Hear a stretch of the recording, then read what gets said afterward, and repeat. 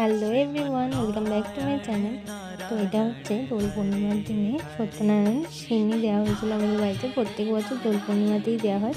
তো ঠাকুরমশাই এসেছিলেন 6:30টার সময়।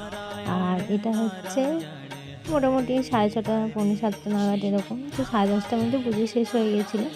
তো এখানে পুজোর জোগাড় টোগাড় করা হয়েছিল, আমি আর মা মিলে করেছিলাম। তারপরে এখানে ঠাকুরমশাই হোম শুরু করেছে। তো যাই হোক, হোমের পরে এখানে আমরা পুষ্পাঞ্জলি দিয়ে নিচ্ছিলাম। আমি, বাপি, মা তিনজনে মিলে পুষ্পাঞ্জলি দিচ্ছিলাম। তো সত্যি কথা বলতে দোল পূর্ণিমার দিনে পুজোটা আমাদের খুবই খুবই সত্যি কথা বলতে চিন্তার একটা দিন থাকে। কারণ এত করে অনেক দিন ধরে প্ল্যানিং করে পুজো করা হয়।